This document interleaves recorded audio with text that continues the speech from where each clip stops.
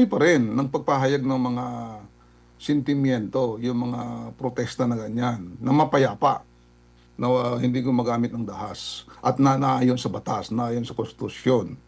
So kami ay tiwala na pagpapatuloy namin yung mga napanagutin itong mga nagkasala o itong mga magkakasala sa ating bansa, lalong-lalo na yung mga politiko, mga leaders na nandyan sa Kongreso na ngayon uli yung ating budget. Dapat hindi na maulit yon, saka mapanagot sila, makulong sila, mabigyan ng hustisya yung mga taong nasalanta ng bagyo o baha o yung mga namatay sa sakuna na hindi nabigyan ng tulong dahil kinurakot, ninakaw yung mga pera.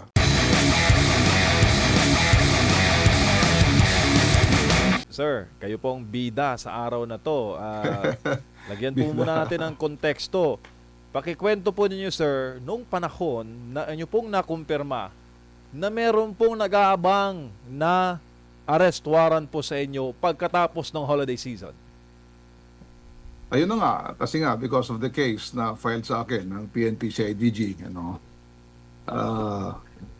napag-alaman natin na merong na-issue kaagad na arrest warrant at natimbrihan naman tayo na yun nga, kasi pinasyal ko yung mga apo ko dyan sa malapit na bansa. Natimbrihan ako na huhulihin daw ako paglanding ko sa airport terminal. So, yun na. Opo, meron kasi sir na mga pag-aresto. May mga pag-aresto po kasi na ina-announce sa media. Ngayon, kung hindi lang namin nalaman na may mga banta, malamang sa malamang, kung hindi alam ng media, talagang secretive yung pagkaka-aresto sa inyo, General, kanina. Maaring ganun nga, no? Pero inaasahan naman actually namin yung warrant of arrest. Ang ano kasi dyan, dahil yung kaso ko naman talaga ay available, ang plano talaga namin yun, kung merong warrant of arrest, magbo-voluntary surrender ako para ayusin na lang na maayos yung kaso. Pero yun nga, dahil nagpunta ko abroad, ang timbre sa akin ay, yun nga, arestuhin ako pag landing sa aeroplano sa terminal. At Actually, ganun ang nangyari. opo, siya nga nangyari. At kanina sir, paglapag niyo pa daw sa airport, sa paliparan natin sa NAIA, hindi rin po kayo nagkaroon ng chance na makausap po yung mga abogado? Pakikwento po sir, yung paglapag po niyo dito sa bansa. Totoo yan, sinalubungan ko ng ating mga kapulisan, yung CIDG, NCR, dyan sa tube ng aeroplano. Tapos binasahan naman ako ng Miranda rights, yung aking karapatan bilang akusado. Pero paglabas namin ng terminal, pag nag-clear namin sa customs saka sa immigration, inaasahan ko na dahil nandun yung mga lawyers ko, ay payagan sila na mag-consult sa akin at makasama maski isa sa kanila kung saan ako dadalhin ng PNP CIDG. So unfortunately, hindi nga pinayagan na makalapit o makausap ako ng aking lawyers. Opo, sir, kayo po ay miyembro, no?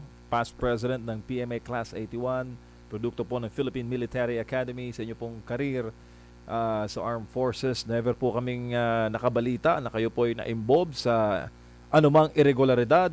Ano po para sa inyo bilang veterano? Ang sinapit po ninyo sa dulo po ng inyong karera na kayo lamang po ay naghahayag ng inyong mga puna sa pamahalaan. Totoo yan, although of course retired na ako, nakikita ko kasi bilang isang Pilipino at bilang dating sundalo na nagserbisyo na matagal sa ating bayan, nakikita ko na kawawa naman yung bayan natin. Marami mga kapwa Pilipino naghihirap. Tapos yung ating mga ibinoto, yung ating mga piniling mga leader, yung ating mga politikong pinagkatiwalaan natin para magserbisyo sa atin, ay iba yung ginawa nila, di ba? Sa halip na serbisyohan tayo, yan, nilapastangan nila, nagnakaw sila. Yung mga dapat na pera gamitin sa mga proyekto para matulungan yung mga kababayan natin, lalo-lalo na yung mga mahirap, ay hindi nagawa. Naging ghost project. Ginamit nila yung pera, nakuha nila yung mga pera para sa pangsarili nila. So, napakasakit isipin yung gano'n nangyayari. Samantalang marami sa ating mga kababayan naghihirap. Opo, bago lang po si Partner Mar. Sir, you could have stayed silent eh. Meron po kayong kalayaan, no, na pumili na manahimik. Kim-kimin na lamang yung mga puna in your own at hindi po sa publiko at hindi po bumuo ng pangkat yung United People's Initiative para po magpahayag nga ng voice of dissent. Ano bang naging tipping point sa inyo, General? Bakit po kayo umabot sa pakikibaka po na ganito? At totoo yan, ano? Retirado na ako eh. Nagsilbisyo na ako sa bayan natin matagal sa Armed Forces, sa active service.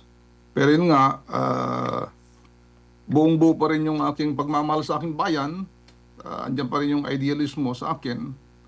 Lalo na naghihirap yung ating bayan. Tapos may mga naglalapastangan, may mga nagte-take advantage sa ating bayan. So sa akin, hindi katanggap-tanggap yun. So sabi ko, we need to do something. And of course, yun nga, panagutin itong mga nagnakaw, mga naglapastangan, mga nagtaksil sa tiwala ng mga taong bayan. Panagutin sila. Unfortunately, imbes na sila mapanagot, makasuhan, makulong, ako ngayon na yung nga, nagpapahayag ng mga damdamin, yung puot at galit dito sa mga matinding korupsyon nito. Ako pa yung kinasuhan at dinidetain. Opo, General, mayong gabi si Admar po. Sir, marami daw Gabi, Admar. marami daw pong mga pulis doon sa airport at nakita niyo ba parang overkill naman masyado kayo lang po yung sinasabing arestuhin pero maraming sabi din sa akin ng mga naging pasahero doon na parang ang daming mga pulis ba? At totoo yan, medyo nagulat nga rin ako sa dami ng mga pulis doon. Both uniform saka yung mga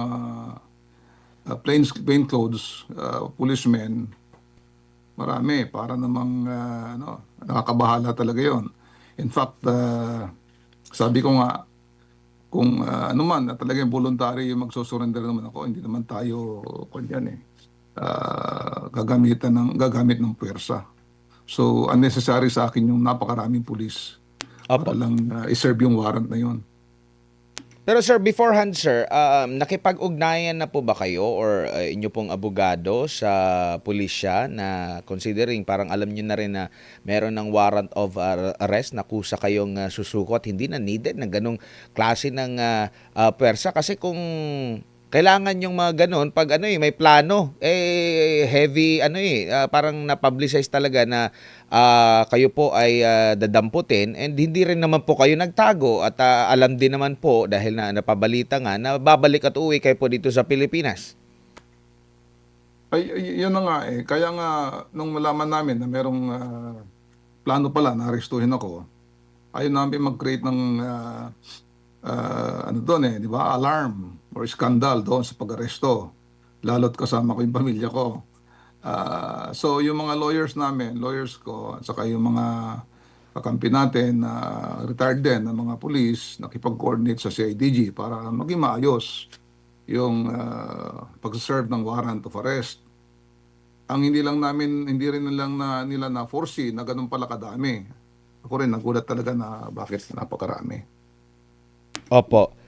No, ngayon po, kung babasahin natin yung mga sa comment section ng inyo pong pag-aresto, marami pong nagkukumpara. Bakit sa inyo po na nagsilbi kayo sa bansa natin, mahigit 3 dekada po no, na nagsilbi, kinumpara kayo doon sa mga naging kalaban talaga ng Estado na bakit wala mga ganong klase ng kaso na isinampalaban sa kanila at inaresto ng kagaya na ginawa po sa inyo po, General?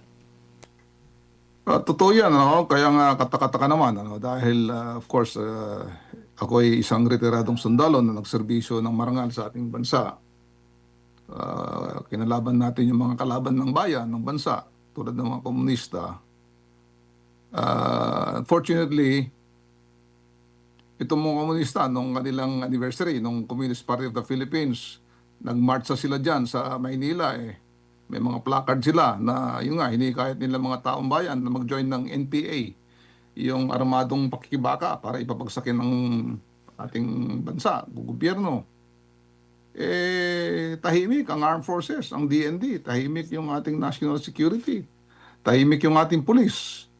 Walang kinasuhan sa kanila, wala man lang kinosyonan o pinagsabihan. So, parang double standard na nangyari. Ako bilang nagpoprotesta lamang, naghahayag ng mga hinaing, ng hinaing na hindi lang sa aking hinaing yan. I-represent namin yung marami mga tao rin. Mga grupo namin, saka yung mga ordinaryong mga taong bayan. At fortunately nga, ako pa yung kinasuhan, ako pa yung dinedetain. Samantalang yung mga komunista na hayagang inciting, naghihikayat ng sedisyon, ay hindi man lang pinagsabihan o lalong-lalong hindi kinasuhan. Opo. And meron daw po kayong maghahain din po daw kayo ng reklamo, sir, doon sa mga arresting officer? Yung nangyari kasi doon, because nung binasahan ako ng Miranda rights, yung aking karapatan bilang akusado, kasama doon sa karapatan ko ay right to legal representation o legal counsel. Ngayon, nung mga palabas na kami doon sa terminal, andon na yung mga lawyers ko hindi pinapasok. So sumisigaw yung lawyers na Attorney Topacio, Attorney Garcia, Attorney Magdamo, napapasukin sila para mag-consult ako. Kasi karapatan ko yun legal representation. Unfortunately nga, hindi pinayagan ng pulis yun na makalapit sila. So, so nag-travel kami na wala akong kasama lawyer o hindi nakapag-consult sa lawyer. Apo, General, sir, huling set of questions na lamang po. Ngayong araw ay nagpa-press con po si Manong Chavit Singson. Sa dulo po ng Okay. kanyang press con, meron po siyang open letter sa Armed Forces of the Philippines, particularly kay AFP Chief of Staff General Romeo Brawner Jr. Sir, basahin ko lang po yung bahagi ng kanyang liham. Sabi niya, and I quote, "General, even the tricycle driver knows what is happening in our country. It is corruption. If this massive corruption escapes your radar, it could only mean two things. The AFP is blinded or it is ordered to close their eyes. Neither is acceptable. Neither is forgivable to the Filipino people." End of quote. Sir, ano masasabi po ninyo doon sa bahagi ng open letter ni Manong Chavit sa AFP? Yun na nga, parang pinapahiwating ni Manong Chavit na parang nalilihis yung damdamin ng ating armed forces, particular si General Bronner. Pero nung kami ay nakipag-meeting kay General Bronner kasi nung September last year, ayun nga, pinahiwatig namin sa kanya yung hinaing ng taong bayan nilang namin. Sinabi naman niya na siya, armed forces, ay hindi bulag, pipi at bingi. At nararamdaman nila ano yung nararamdaman ng namin sa mga kapwa nila Pilipino, nating Pilipino. So ngayon, malala na lumalala ng lumalala. So yung mga tumitindi yung korupsyon. So yun nga, yung sinasabi ni Manong Chavit, talagang may may tawag dito, katotohanan yon na maski yung ultimong mga maliit na tao tulad ng mga tricycle driver ay galit na sa mga nangyayaring korupsyon dito sa ating bansa na maaaring hindi nakikita o hindi na nararamdaman ng ating armed forces, particular si General Bronner. Sir, ano po ba ang mga aral na inyo pong natutuhan hanggang ngayon sa Philippine Military Academy? Ano yun? Ano yung aral na sinabi mo? Ano po ba yung mga aral na inyo pong natutuhan hanggang ngayon, bit-bit po ninyo mula po sa inyong time doon sa Philippine Military Academy, especially pag napapasok po sa ganitong mga sitwasyon, General, pag nasusukat yung pagpili sa tama o mali? Hindi, yung numero uno dyan, yung integridad, of course, andyan yung honor, integrity, yun ang importante dyan. Lalo sa ngayon, ang armed forces, mayroong sinumpang ano yan, tungkulin to protect the, of course, people and to protect the state. Hindi yung to protect just somebody else but the people. Kasi, of course, andyan yung chain of command, andyan yung presidente, may line of command. Pero, ang sinasabi ng Constitution, ang soberanya nanggagaling sa mga taong bayan mismo. So sila ang taong bayan, sila ang namili ng mga pinuno, ng presidente. So dapat ang armed forces protektahan yung mga taong bayan at protektahan yung state. Yan ang sinasabi sa ating Constitution. Opo, sir, ano po ang kahihinatnan na ngayon ng UPI? Ngayon pong personally, ang convener po ay may mga kinaharap na hamon. Yeah, okay. Of course, despite yung aking kaso, yung UPI ay tuloy pa rin ng pagpahayag ng mga sentimiento, yung mga protesta na ganyan, na mapayapa, na hindi gumagamit ng dahas at naayon sa batas, naayon sa konstitusyon. So kami ay tiwala na pagpapatuloy namin yung mga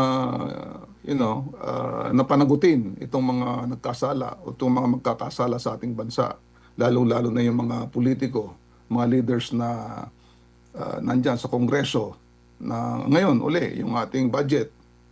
Dapat hindi na maulit yun. Saka mapanagot sila, makulong sila, mabigyan ng hustisya yung mga taong nasalanta ng bagyo, o baha, o yung mga namatay sa sakuna na hindi nabigyan ng tulong dahil kinurakot, ninakaw yung mga pera na para sa taong bayan. Opo, sir, ano po ang mensahe ninyo sa kapwa po ninyo mga kabalyero na sa inyo pong mga challenges ngayon?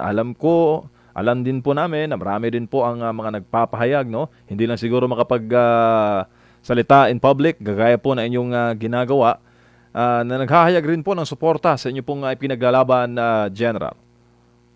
Okay, sa mga kapwa ko cavaliers, yung mga graduate ng PMA, of course, andyan pa rin yung ating courage, integrity, loyalty. Of course, tayo ay kinikilala sa ating paninindigan. Okay? So ngayon, dahil nalagay sa matinding pagsubok ng ating bayan, marami mga pandarambong, pagnanakaw, dapat yung ating mga kabalyero hindi maging neutral o hindi maging silent sa mga pagnanakaw na ito. Kasi nga, pag naging silent ka, naging neutral ka, ay complicit ka. Para ka na rin kumampi doon sa mga nagnanakaw. So sana yung mga kapwa ko kabalyero na magparamdam din sila. Alam ko marami sa kanila, marami sa mga classmates ko, marami sa mga kapwa kabalyero na merong parehong sentimiento, marihong maramdaman, kanya lang hindi sila lumalabas na kusa. So sana magparamdam sila. Kasi otherwise, kung di sila nagpaparamdam, naging silent sila, ay complicit sila sa mga nangyayaring nakawan dito sa ating bayan. Yun lang. General, dagang salamat. Maraming salamat po sa inyong oras at panahon. Sa ulitin po, ingat po kayo. Stay safe, sir. Thank you rin.